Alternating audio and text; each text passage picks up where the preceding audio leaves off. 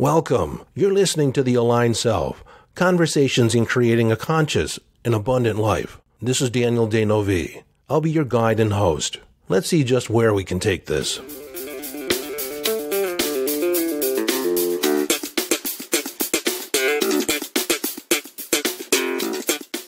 Hello, friend, and welcome in. Welcome back. Now, this episode is going to be relatively short, I think. On the front end of this, I think I'm only going to have to cover a couple things, just kind of set the record straight. But as things go, I may go down a rabbit hole. But what I want to talk about is something that's been coming across my awareness in certain conversations, several conversations from different sources. People have been saying things like, I'm in the wrong place, or I'm not on my path. I'm in the wrong relationship. I made a mistake. If only I had done this or done that. And frankly, from my perspective, these conversations are somewhat ridiculous. Let me just say this. I have a certain perspective, what I consider a spiritual perspective, that once you adopt it, you're going to find that certain ideas, certain concepts will disappear. One is the idea that you're in the wrong place. You're in the wrong career. You're on the wrong path. I don't believe in accidents. I don't believe in missteps. I don't believe in mistakes. Now, certainly, we do things that may not get us the result, the intention that we originally set out on. But that's not necessarily a mistake. I think we always make the best decision that we can at that given moment, given the available information that we have, both externally and internally. Because if we could make a better decision, we would. We don't consciously make poor decisions. You see, we always do the best we can with the resources that we have at any given moment, given our mindset, the amount of fear that we have, any doubt that we have, the amount of food we had, are we hangry or are we lightheaded? Did we get enough sleep? These are all resources that we have at any given moment to make a decision from. So given the available information, you can look back on your life at any point in time and know that you made the best choice that you could in that moment. Because if you could have made a better choice, you would have. Yet, if it did not turn out the way you intended, it did not turn out the way you really wanted it to, that is information. That is feedback that informs your next decision. But this idea that you shouldn't have done what you did, or you could have done something different, something other than what you did, is insanity. Because you did it the way you did it. Plain and simple. End of story. Because if you were aligned for a different result, we set an intention. And when we're in alignment, when our heart is aligned with our mind and our body in a congruent way, in the fulfillment of that intention, the fulfillment of that intention is inevitable. There is no opportunity for a detour, a derailment. So if the circumstances come about to where your intention was not fulfilled, again, that is feedback. That's information to go back and look at where were you out of alignment.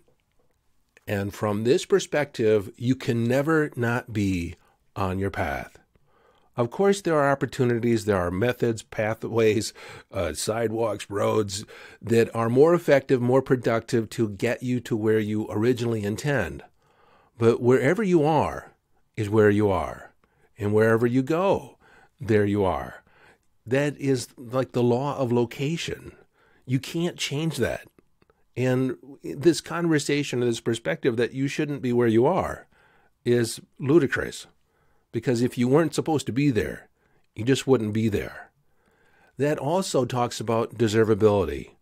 If you have an intention, if you have a dream, if you have a goal that's been gifted to you, and I believe everything, all these dreams are gifted to us from the universe, from the intuitive mind.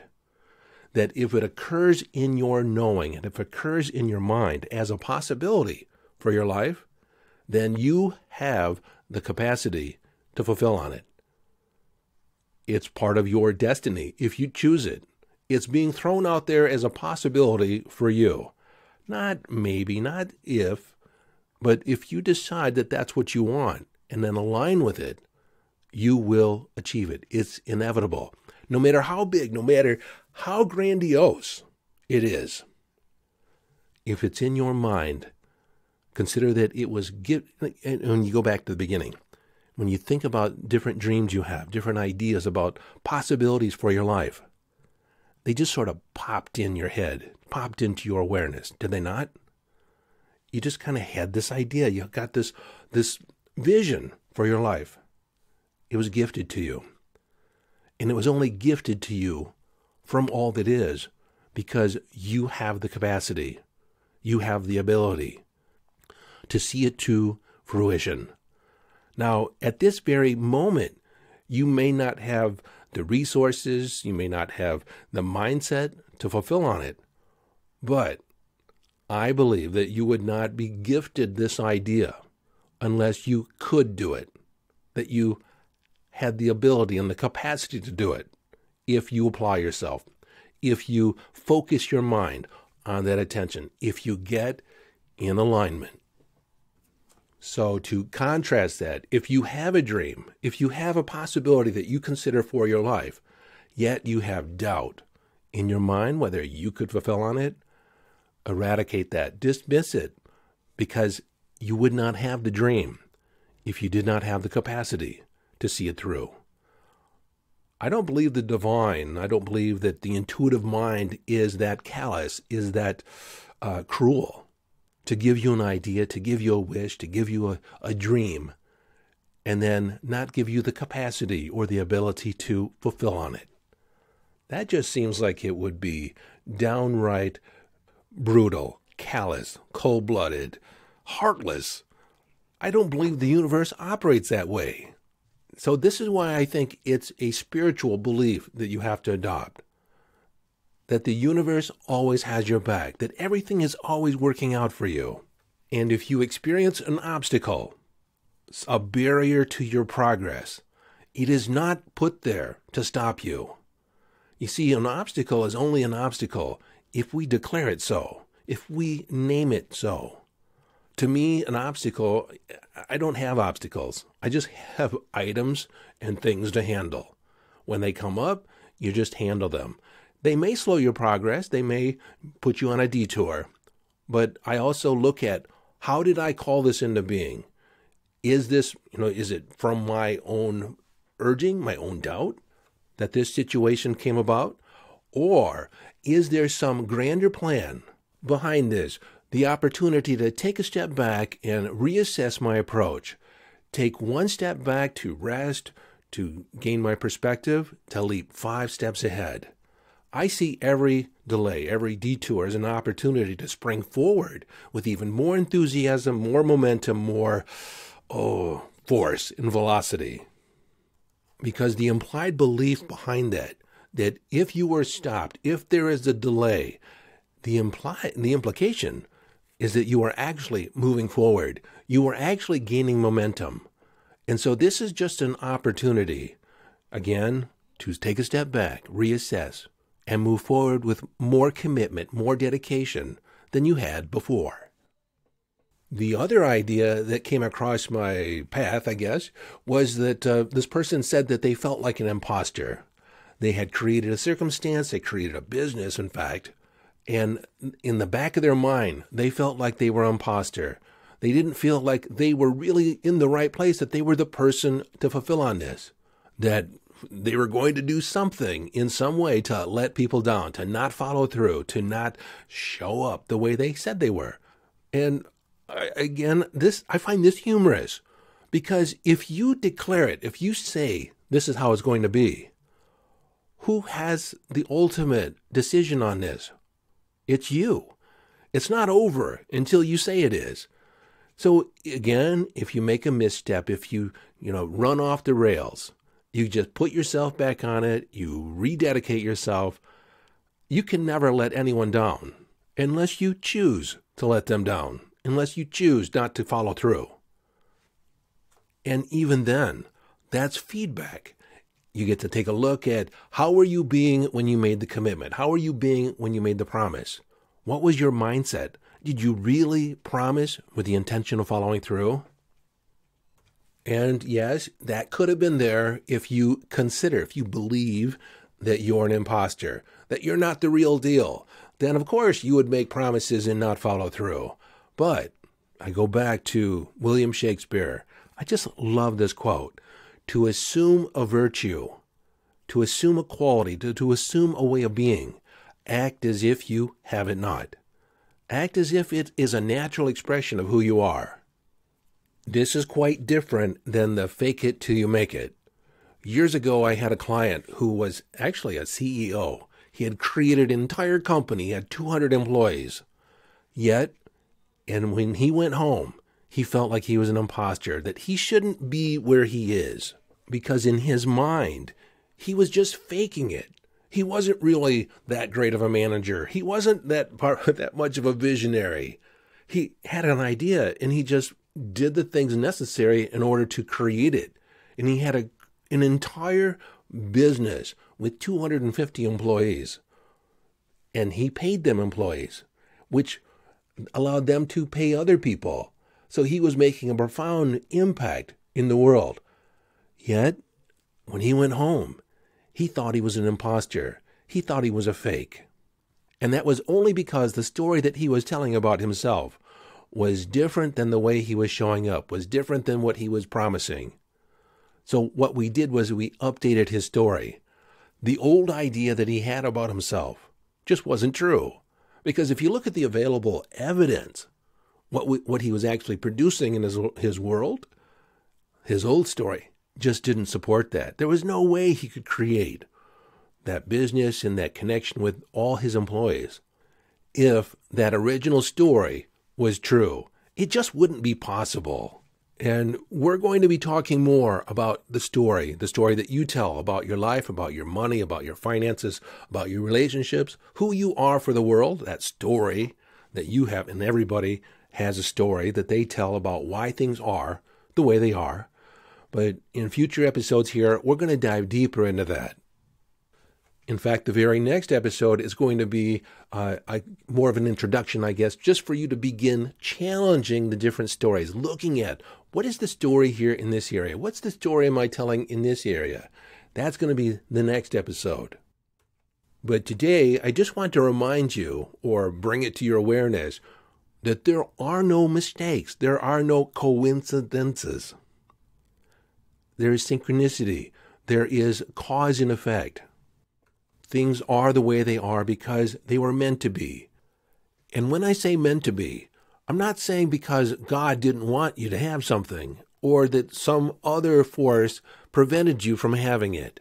I say meant to be based on the decisions and choices that you made. It's not to say that, wherever you find yourself, that you won't be somewhere different. If you're in a relationship and you're coming to the realization that it's just not working, this idea that you shouldn't be where you are is ludicrous, like I said earlier. But if you come to the awareness that this relationship isn't working anymore, now it's new information that you didn't have, 3 years, 5 years, 10 years, 20 years ago when you got into it. Things, being a human being, life is a dynamic process. It's a constant change, a constant evolution for both people, for the different dynamics in our lives. So what worked 5 years ago may not work today, but there's no mistake that you are where you are today. It all happened for a reason. It happened because you chose it, you created it in one way or another.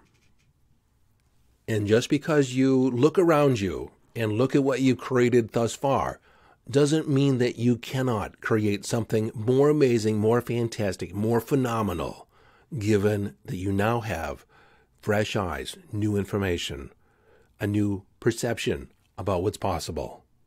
And before I let you go, I just want to address confidence, because this also came up.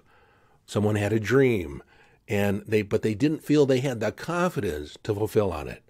Now, of course, I'm going to do a deep dive on confidence and courage because it is such a vital thing to have as a human being. So let me just address confidence for a moment. What is confidence? Confidence is that feeling that you have that, yes, you can. But the problem is, many things you don't have confidence about until you do them. And people think they need the confidence on the front end. See, once you tie your shoes 3 or 4 times, you can be fairly confident that you can tie it again and again and again. And then it doesn't even occur to you that you require confidence in order to tie your shoes, because it just seems like something you can do, no problem. So over the years, I've come to, a different perspective on confidence, that it's really, am I capable of following through? Am I capable of adapting, taking in the various amounts of feedback and utilizing it in a way where I can make a difference? Which quickly reminds me of a story of a young man that said, I don't have the confidence to meet women. I said, it's really pretty simple. You walk up to them, you look at them, and say, hi, as you smile. And he goes, yeah, but I don't know what to say after that. I say, anything that pops in your mind. I said, if you had it all figured out, if you knew exactly how it was going to work out before you walked up to them, it wouldn't even be a challenge. It'd be boring. So if you walk up to them and you say hi, they're either going to do one of 2 things. They're either going to say hi in return, or they're going to say nothing and turn and walk away. So if they turn and walk away, no harm, no foul. It just was what it was. If they say hi in return, what just possibly might be your next question, your next statement? I noticed you from across the room, and I thought you might be someone interesting to talk to. How is it that you find yourself here? It's always about location. You talk about, the obvious stuff. You're here. How did you come here? How did you find your way to this gathering, this meeting? Are you here with friends? Are you here by yourself? You absolutely don't need to know exactly what you're going to say. You just ask questions and you engage with the other person, and it's like playing tennis. Someone hits the ball across the court, and then you hit it back, and then they hit it back to you. It's a volley. It's a back and forth. And no one knows exactly who's going to win. No one knows exactly, how it's going to end up. But as long as you're confident that you can be there and just respond to what comes up, even it doesn't have to be very elegantly. She might say hi back, and you can say, you don't know what to say.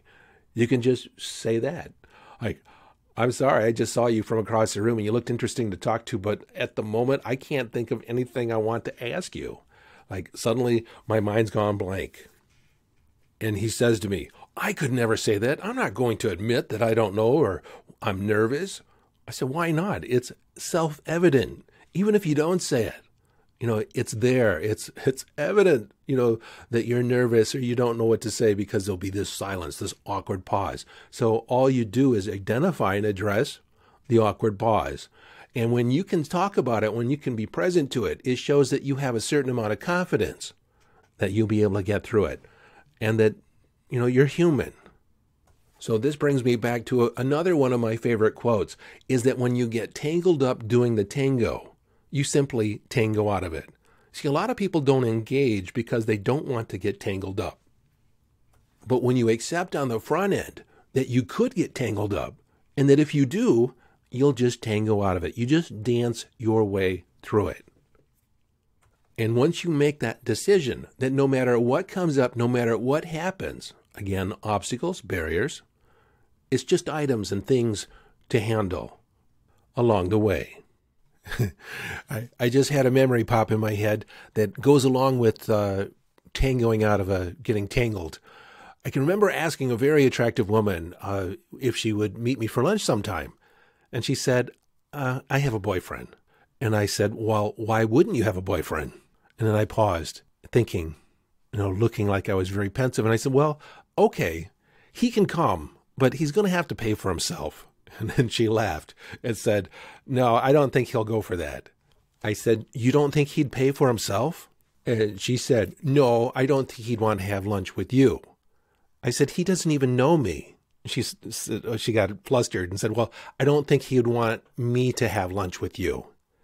I said, so what you're saying is that if you didn't have a boyfriend, you would have lunch with me. She said, yes, I would have lunch with you. And I said, well, I guess in knowing that, I can live with the fact that you have a boyfriend. So the message of this episode was that you are in the right place. You're on the right path. You are the one to fulfill on this. Wherever you are, you're supposed to be here in this moment. Of course, you can go somewhere else. You can make a decision from this point forward, but wherever you are right this moment, you're there by divine appointment. And given all the information that you had in the past, given the decisions you made in the past, all the circumstances and the different things you had to consider, you made the right choice. This even applies if you have found yourself in a situation, in a relationship, in a circumstance where it doesn't appear, it doesn't seem like you had any choice in the matter. It could have been you as a child born in a particular family dynamic. You may have entered into a relationship where the other person ended up revealing themselves to be, Mrs. Hyde or Mr. Hyde, someone completely different, off their rocker from where, from the person that you thought you were getting in a relationship with. And I admit that this is where sometimes it seems like a stretch to adopt this spiritual principle that there are no mistakes. But just use it as a thought experiment. If you have found yourself to be victimized in a situation, assume this idea, entertain this idea that you're there by choice, by divine appointment. That obviously, I've been in circumstances, and most of us have been in circumstances that we would not have chosen on the front end. But by going through it, it made certain aspects available. It set up certain dynamics that we could grow from it, that we could actually take 2 steps back to leap 10 ahead. It informed our life in a particular way. And while you may not have thought you chose it consciously, as a thought experiment, adopt the idea that you chose it. You chose a dynamic. You chose the people in your life to be complete assholes towards you. And even they chose to play a role in your life. And from a very high place with the most amount of love, unconditional love, they were going to play the role of the villain in your life. And do so in order to assist you in growth. That there was a divine purpose involved. Again, it may not be the truth.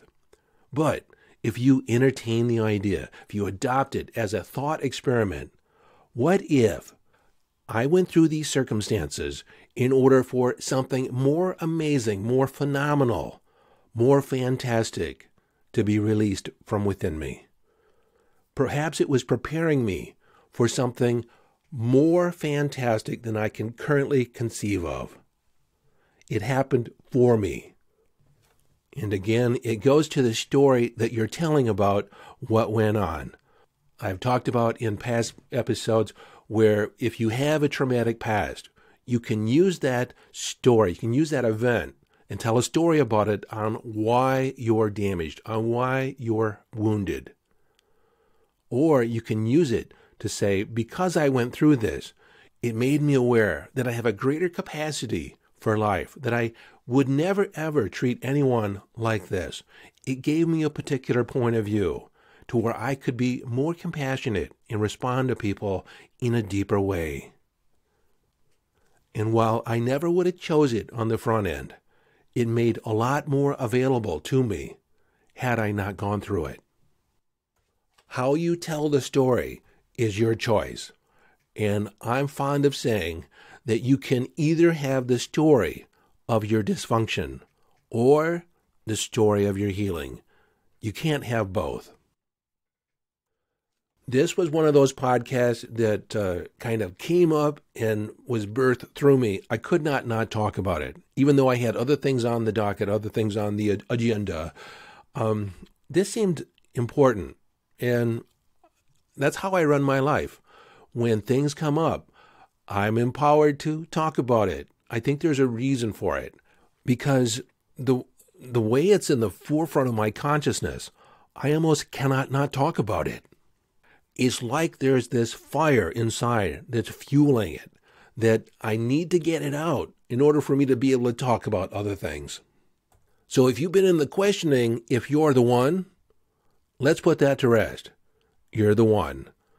Pick up the gauntlet and do something with it. Doing it confidently that if you get tangled up doing the tango, you'll simply tango out of it.